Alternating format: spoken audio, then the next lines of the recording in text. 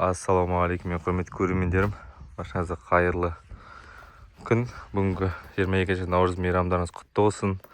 Наурыздан наурызға жете берейік. Отбасымыз, деніміз барлығы аман, сау болсын.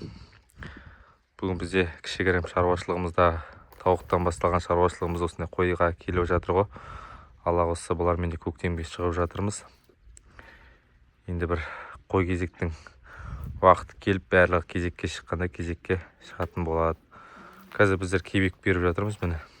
Жем суларын беріп, шаруақтың ауланың ішін тазалап, қораның ішін тазалап, осындай жағдай болып жатыр. Міне, қазір мына жердегі айналадан шыққан шөптер, мына жерлердің кішкене тырмамен тырмалаған. Және де мынаның астынан шыққан шөп, қоқыс қиқымдар. Және мынаның ішінен шығып жатыр, міне.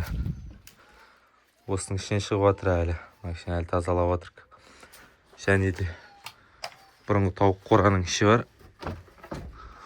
Бұның да ішін тазалаймыз, Алла қаласа. Жаңадан тауықтар келеді ғой. Тауықтар келетін тауықтарға қораның ішін тазалап, сықитып қоямыз ғой, дайындап. Осындай жағдай болып жатыр қазір. Қардың бәрі керемет еріп. Уже біздің есіктің шаруақтың алдында уже қарлардың бәрі еріп кеткен. Біздің ауладағы қарлар ғой, тек мына жақ бетте қалды, ар жақ бетте жоқ. Осы жақ бетте қарлар кетсе, Алла қаласа болды. Енді Алла бұйыртса мынағанда бір үйшік жасап береміз. Ағаштың бәрі ар жақта қардың астында жатыр. Или тастан саламыз ба, силикат тастан көреміз. Бұйыртса. Шөп, бір рулон шөп. Әлі ашылған жоқ, жанынан жиіп жатыр әйтеуір. Бұнды бұзып тастау керек. Осы қазіргі жағдай біздің. Арнаға тіркеліп қойыңыздар, лайк басып қойыңыздар. Айтпақшы, өткенде бір кішкентай қара қозымыз бар еді, ұрғашы. Оны сойып тастадық. Неге десеңіздер, өйткені аяғынан басып жүре алмай қалды.